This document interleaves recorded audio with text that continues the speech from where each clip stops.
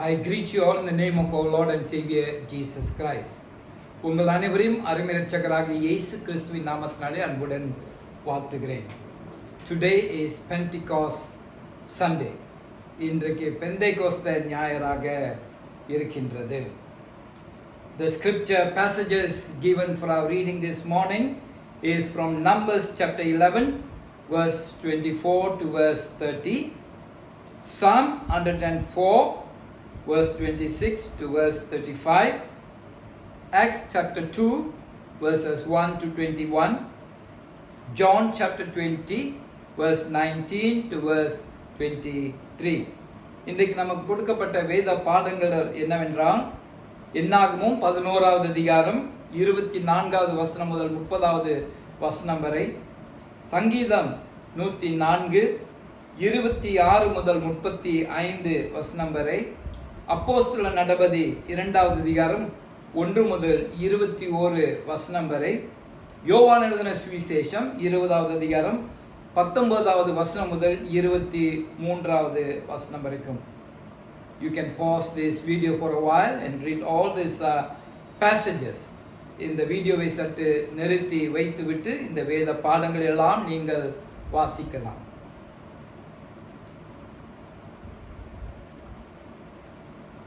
ஜெபம் செய்து ஆரம்பிப்போமாக. Let us start with the word of prayer, and I will sing a short Tamil song as we begin our worship this morning. இந்த கால ஆராதனை காரணமாக ஒரு சிறிய பாடலை பாடி நான் ஆரம்பிக்கின்றேன். Now I will sing a Tamil song, later I will sing the English hymn. இப்போ தமிழ் பாடலை பாடுகிறேன், செய்தியின் முடிவிலே ஒரு ஆங்கில பாமாலையை பாடுகிறேன். அசைவாடும் ஆவியே, தூய்மையின் ஆவியே. ஜெபசிந்தியோடு கூட நாம பாடி இந்த ஆராதனை ஆரம்பிப்போமாக.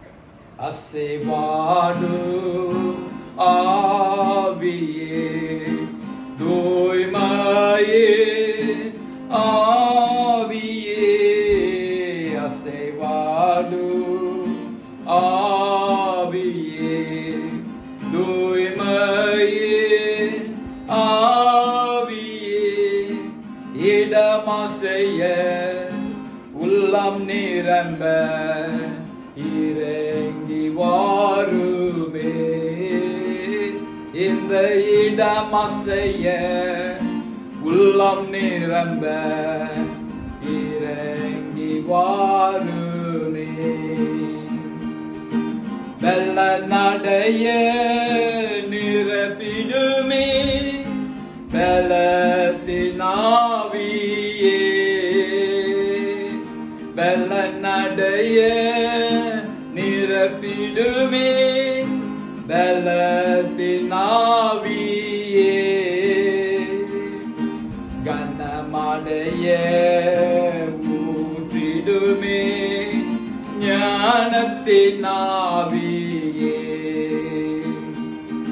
கனமடைய ஊற்றிடுமே, ஞானத்தினாவியே, அசைவாடும் ஆவியே, தூய்மையின் ஆவியே, அசைவாடும் ஆவியே, தூய்மையின் ஆவியே, இடமாசைய உள்ளம் நிரம்ப இறங்கி வாருமே, இந்த இடமாசைய உள்ளம் நிரம்ப இறங்கி வாருமே. ஆமாண்டவரே, இந்த ஓய்வு நாளின் காலை வேளைக்காக நாங்கள் உமக்கு நன்றி செலுத்துகின்றோம் சுவாமி. இந்த பெந்தேகோஸ்த திருநாளுக்காக நன்றி செலுத்துகின்றோம் சுவாமி. பெந்தேகோஸ்த நாளிலே தேவன் சீஷர்களை நிரப்பினது போல ஆண்டவரே, உம்முடைய பிள்ளைகள் எல்லாரையும் உம்முடைய ஆவினாலே நிரப்பி பலப்படுத்தி ஆண்டவரே, உமக்கு நாங்கள் சாட்சிகளாக ஜீவிக்க தேவன் கிருபை செய்துள்ளபடியாக வேண்டுகிறோம். இந்த ஆராதனை நீர் பிரசன்னமாயிரும், அடையின சிலுவையின் மறைவுக்குள் மறைத்துக் கொள்ளும், நீர் எங்களோடு கூட பேசும்படியாக நாங்கள் வேண்டுகிறோம் சுவாமி. God, our loving heavenly Father, We thank you for this day, O God, in which we commemorate Pentecost Sunday, Lord Jesus. As you filled your disciples, O Lord Jesus, fill us with the power of your Holy Spirit, Lord Jesus, that we can be the witnesses that you want us to be, Lord Jesus. We commit this service to you. We pray for your presence to be with us, Lord Jesus. Hide thyself under the shadow of thy cross and bring forth your word afresh to us this morning. Bless this service for us. In Jesus' name we pray. Amen. Amen. Today is Pentecost Sunday, and it is already 76 days that we are in lockdown. Our last service in the church was on the 15th of March. But though we are not able to meet in church, we want to thank God that He has made it possible for us to be connected with each other and to the rest of the world through the development of technology. Lockdown has made our houses as the church gathered together as a family to worship God and to praise God. We want to thank God for that privilege that He has given to us. The early church too gathered in houses day after day to worship God and to listen to His word through the teachings of the apostles. Today we are like the early church, worshiping God in our own homes. இன்றைக்கு பெந்தைகோஸ்து நாளாக இருக்கின்றது. இந்த COVID-19 கொள்ளை நோய் நிமித்தமாக வீட்டிலே அடைக்கப்பட்டவர்களாக நம்ம இருக்கின்றோம். 76 நாட்கள் ஆகிவிட்டது. திருச்சபையிலே நம்ம கடைசியாக கூடி தேவனை ஆராதித்தது மார்ச் மாதம் 15ஆம் தேதி. நாம் திருச்சபையிலே வந்து கூடி தேவனை ஆராதிக்க முடியாத சூழ்நிலையாக இருந்தாலும் நாம் ஒருத்தரோடு கூட ஒருத்தர் இந்த டெக்னாலஜி டெவலப்பின் மூலமாக தொடர்புகளை கடவுள் கிருபை செய்திருக்கிறார். அது மட்டுமல்ல, நம்மளுடைய வீடுகளிலே நாம் கூடி தேவனை ஆராதிக்க அவர் கிருபை செய்திருக்கிறார். குடும்பமாக ஒரு திருச்சபையாக ஆதி திருச்சபை போல வீடுகளில் நம்ம கூடி அவரை ஆராதிக்கக்கூடிய கிருபைகளே அவர் செய்யக்கூடியவராக இருக்கிறார். ஆதி திருச்சபை நம்ம பார்க்கும்போது ஒவ்வொரு நாளும் அவர்கள் வீடுகளில் கூடி தேவனை ஆராதித்தார்கள். அப்போஸ்தலர்களின் மூலமாக தேவனுடைய வார்த்தைகளை அவர்கள் கேட்டு கீழ்ப்படிந்தவர்களாக இருந்தார்கள். இன்றைக்கு நாமும் அதே போல ஒரு சூழ்நிலையில வீடுகளில் கூடி தேவனை ஆராதிக்க கூடியவர்களாக இருக்கிறோம். Now as we commemorate Pentecost today, let us remind ourselves of how God anoints and empowers us to be a people of God. இந்த பெந்தேகோஸ்து நாளில் கர்த்தருடைய ஜனமாக நாம் இருப்பதற்கு ஆண்டவர் நம்மளை எப்படி அபிஷேகித்து அவர் நம்மளை பயன்படுத்துகிறார் என்று சொல்லி சற்று நம்ம காணலாம். முதலாவதாக நம்ம பார்க்கும்போது firstly we see He empowers us as His people so that we can have a renewed life. அவர் என்ன செய்கிறார்? நம்மளை அபிஷேகித்து நாம் புதுப்பிதல் அடைந்த ஒரு ஜீவன் உடையவர்களாக இருக்க தேவன் கிருபை செய்யக்கூடியவராக இருக்கிறார். Then secondly, He restores our unity. நம்மளுடைய ஐக்கியத்தை அவர் மறுசீரமைப்பு பண்ணுகிறார் என்று நம்ம அறியக்கூடியவர்களாக இருக்கிறோம். Then He rejuvenates our worship. நம்மளுடைய ஆராதனைக்கு அவர் புத்துணர்ச்சியை அருளக்கூடியவராக இருக்கிறார். And then He also revives our worship and our witness. நம்மளுடைய ஆராதனையும் அவர் செய்கிறார், உற்சாகப்படுத்தி அவர் மறு மலர்ச்சி கொடுக்கக்கூடியவராக இருக்கிறார். So there is renewal, there is restoration, there is rejuvenation and there is revival when God empowers and anoints us. ஆண்டவர் நம்மளை அபிஷேகித்து தம்முடைய வல்லமையினாலே நிரப்பும் போது அங்க புதுப்பித்தல் உண்டு, மறுசீரமைப்பு அங்கே உண்டு, புத்துணர்ச்சி அங்கே உண்டு, மறுமலர்ச்சி அங்கே உண்டு என்று சொல்லி நம்ம காணக்கூடியவர்களாக இருக்கிறார்.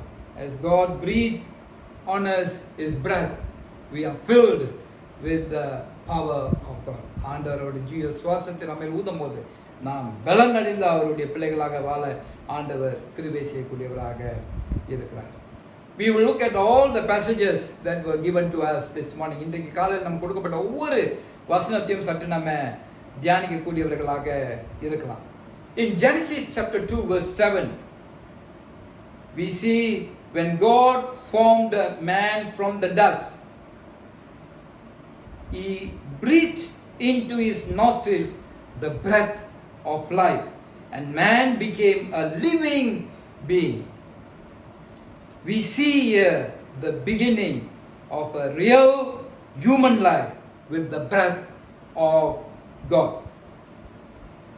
ஆதியாகமம் 2வது அதிகாரம் 7வது வசனத்தை நம்ம பார்க்கும்போது, மண்ணிலிருந்து ஆண்டவர் மனிதனை சிருஷ்டிக்கும் போது அவர் ஜீவ சுவாசத்தை அவனுடைய நாசில ஊதினார். அப்போது மனிதன் ஜீவ ஆத்மாவாக மாறினதை நாம் வேதத்தில் வாசிக்கிறோம். இதுதான் ஒரு உண்மையான மனிதன், ஜீவனுள்ள மனிதனுடைய ஜீவியத்திற்கு ஆரம்பமாக இருக்கின்றது. In the Old Testament reading today, in Numbers chapter 11 verse 25, we see that God has put the spirit that was on Moses on the 70 elders, and then they prophesied, but they did that only at that time. They did not do it again. And here we see the beginning of a responsible leadership life of the elders during Moses' time. The spirit that was on Moses was also put on the leaders so that they could be responsible and effective leaders. இன்றைக்குரிய பழைய ஏற்பாட்டின் பாடம் என்னாகமம் 11வது அதிகாரம் 25வது வசனத்தை நாம் பார்க்கும்போது, மோசேயின் மேலிருந்து அதே ஆவியை ஆண்டவர் அந்த மூப்பர்கள் மேலேயும் வைக்கக்கூடியவராக இருக்கிறார். அப்ப இங்கே நம்ம பார்க்கும்போது அவர்கள் பொறுப்புள்ள தலைமைத்துவத்துக்குள்ள ஒரு மூப்பராக இருக்க ஆண்டவர் அங்க ஒரு ஆரம்பத்தை அவர்கள் கொடுக்கிறத நம்ம பார்க்கிறோம். கர்த்தருடைய ஆவி அவர்களுக்குள் வரும்போது பொறுப்புள்ள மூப்பர்களாக அவர்கள் இருக்க, தலைமைத்துவத்துக்குள் இருக்க ஆண்டவர் கிருபை செய்ய வல்லவராக இருக்கிறார் என்று சொல்லிட்டு நம்ம காணுகிறோம். When we look at the Psalm 104 verse 24, it says, the earth is full of God's creatures. And verse 30 tells us, God sends His Spirit and they are created, and God renews the face of the earth. And here we see the beginning of a renewed life of all His creatures. 104வது சங்கீதம் 24வது வசனத்தை நாம் பார்க்கும்போது, பூமியெல்லாம் ஆண்டவருடைய சிருஷ்டிப்பு நிறைந்ததாக இருக்கின்றது என்று நம்ம பார்க்கலாம். 30வது வசனத்தை நாம் பார்க்கும்போது, ஆண்டவர் கடவுள் தம்முடைய ஆவியை அங்கே அனுப்புகிறார். அப்போது பூமி புதுப்பிக்கப்படுகிறதே நாம் அங்கே பார்க்கிறோம். அவைகள் உண்டாகுகிறது, ஆண்டவருடைய சிருஷ்டிப்பு உண்டாகக்கூடியதாக இருக்கிறது. பூமி ஒரு புதுப்பிதல் அடைய ஆண்டவர் கிருபை செய்யக்கூடியவராக இருக்கார். அப்ப கர்த்தருடைய ஆவி அங்க வரும்போது நம்ம பார்க்கிறோம், இங்க ஒரு புதுப்பிதல் உள்ள ஒரு ஜீவியம் ஆரம்பமாகிறத நம்ம இங்க காணக்கூடியவர்களாக இருக்கும். Now when we come to Acts of the Apostles chapter 2, we see the receiving of the power of God from on high. We see them having the ability to speak different languages when they were filled by the Holy Spirit of God. Here we see the beginning of a revival life of all the disciples. அப்போஸ்தலர் 2வது அதிகாரத்தை நாம் பார்க்கும்போது, உன்னதத்திலிருந்து வரும் அந்த வல்லமையை அவர்கள் பெற்றுக்கொள்ளக்கூடியவர்களாக இருக்கிறார்கள். அந்த வல்லமையினாலே சீஷர்கள் நிரப்பப்படும் போது பல பல பாஷைகளை பேசக்கூடியவர்களாக இருந்தார்கள் என்று சொல்லி நம்ம பார்க்கிறோம்.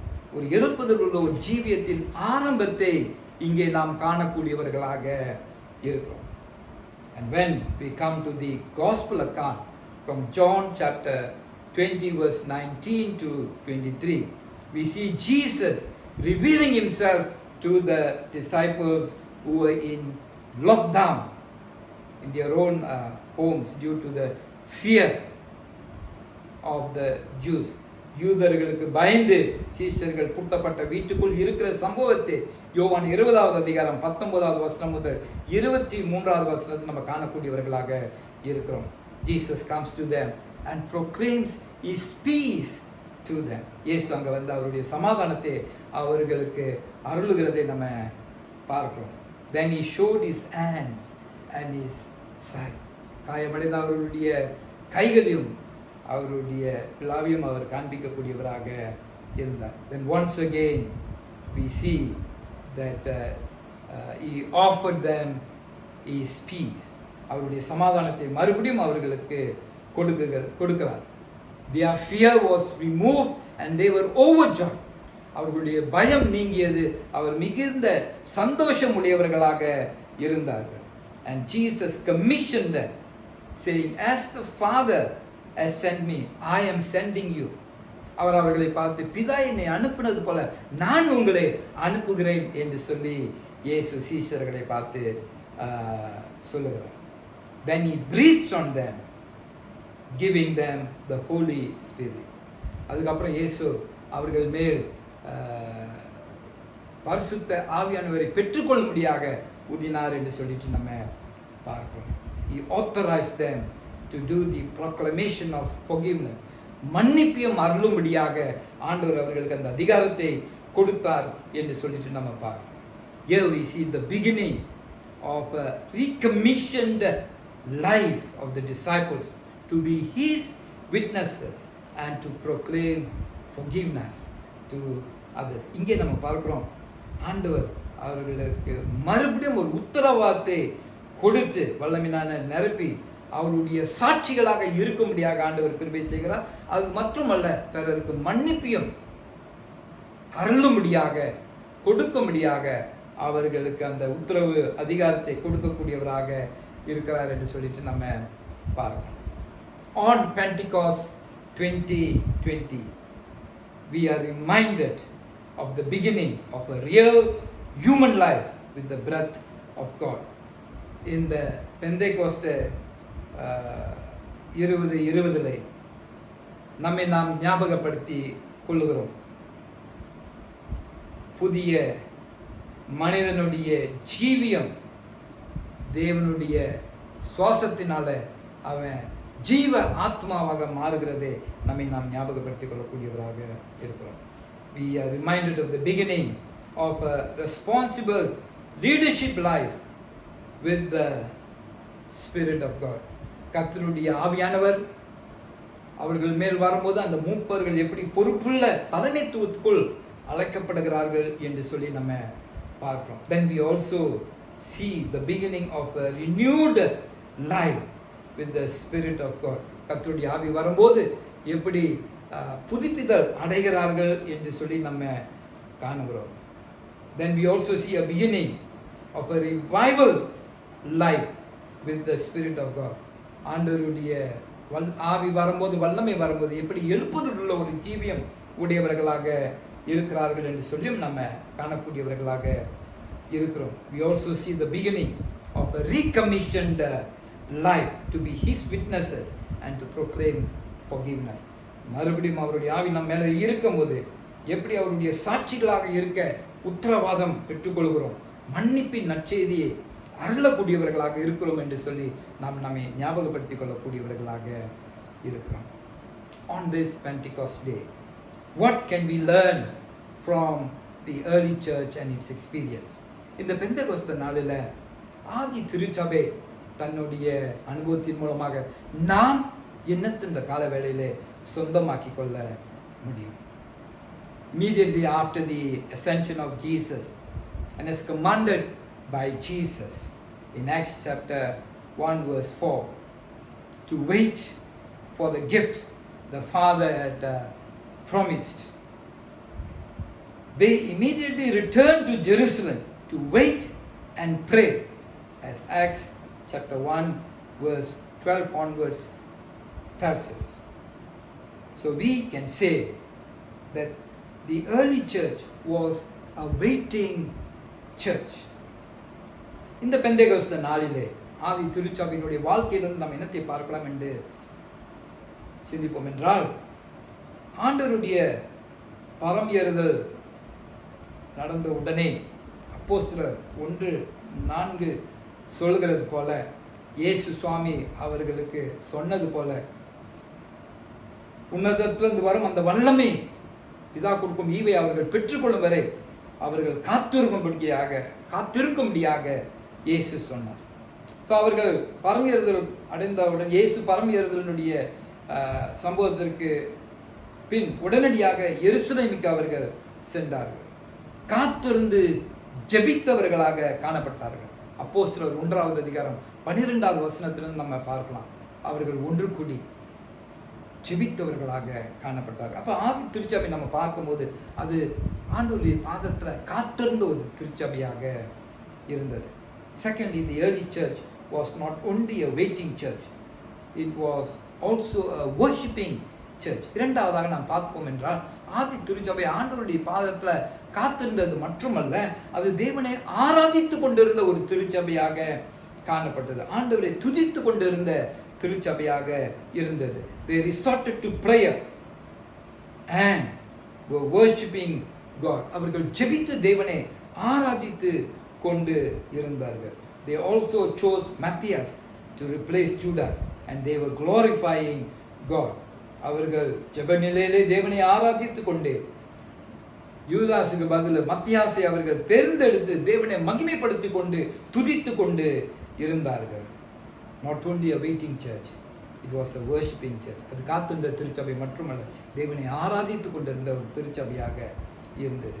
Thirdly, the early church was not only a waiting church, worshiping church, they were also a witnessing church, testifying and declaring the glory of God.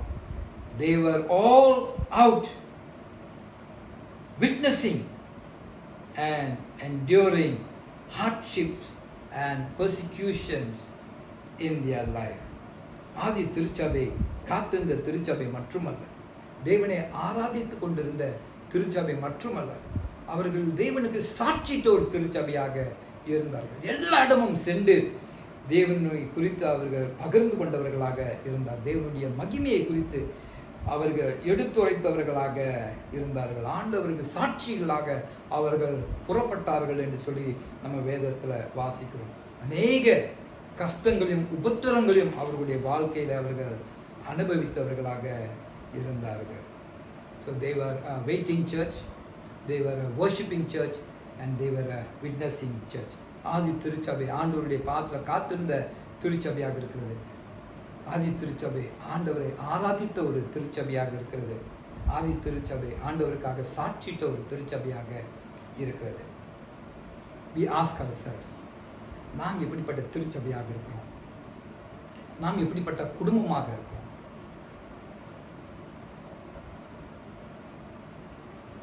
We want to ask ourselves, what type of a church am I? What type of a family? What type of an individual am I?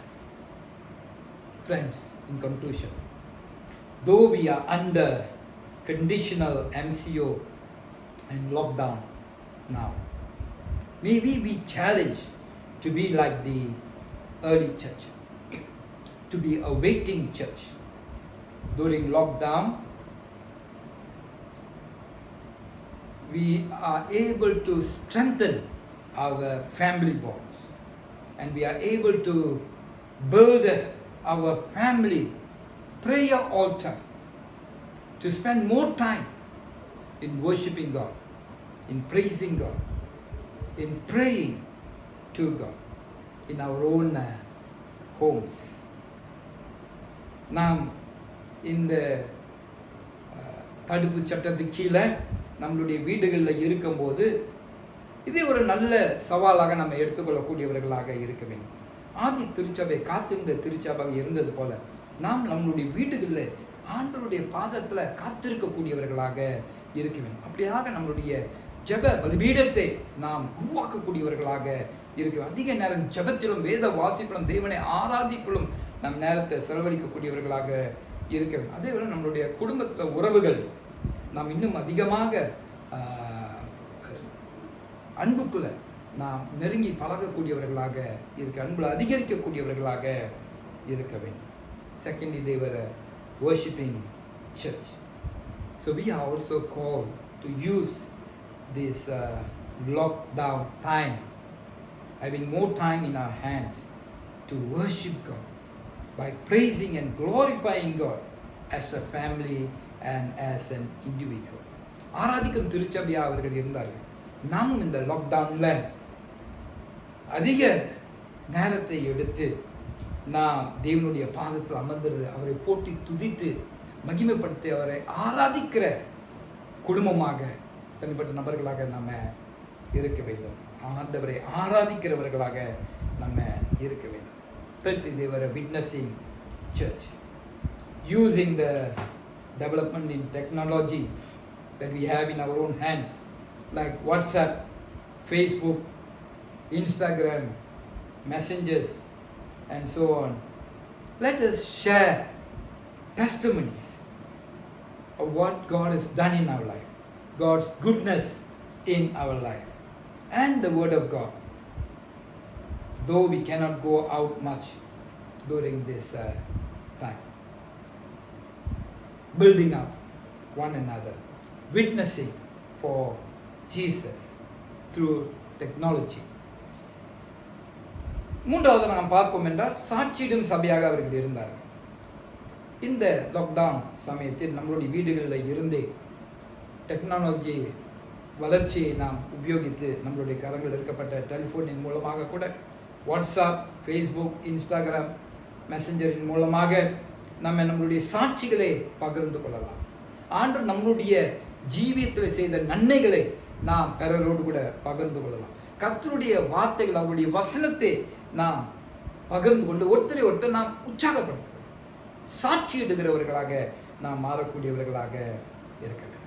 Friends, you and I can make a difference because we are different from the animal kingdom.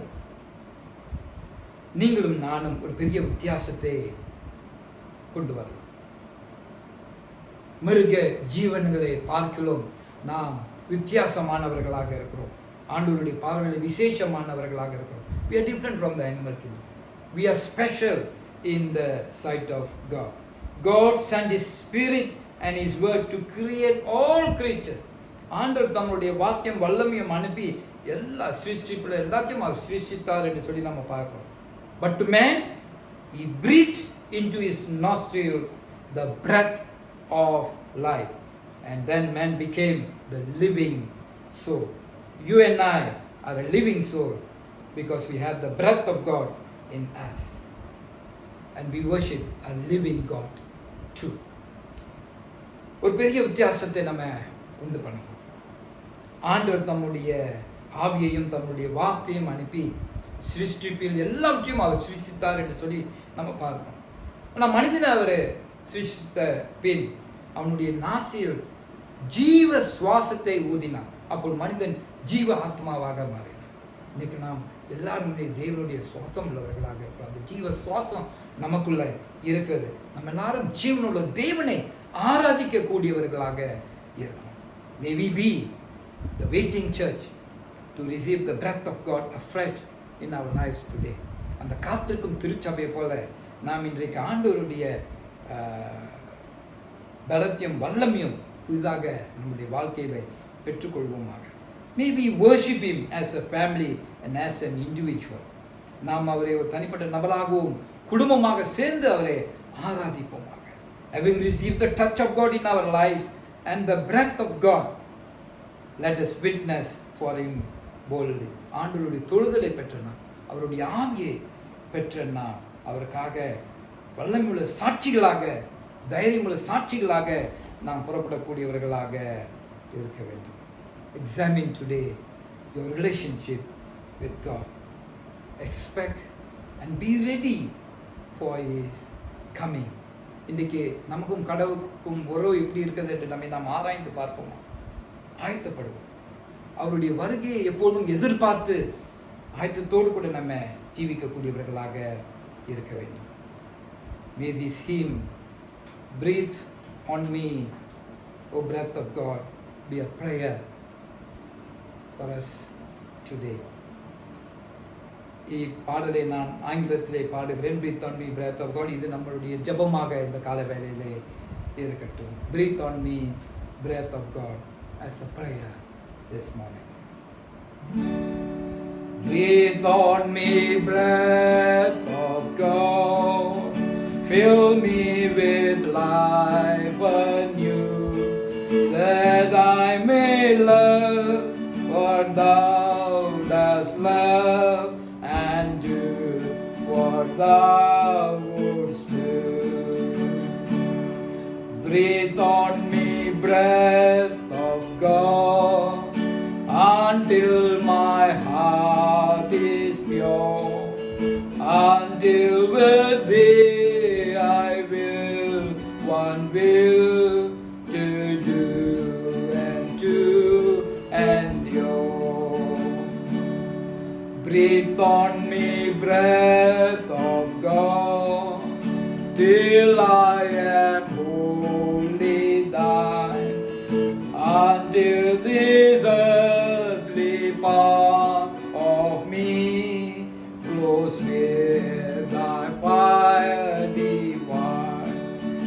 Breathe on me, breath of God, so shall I never die, but live with thee the perfect life of thy eternity. Amen.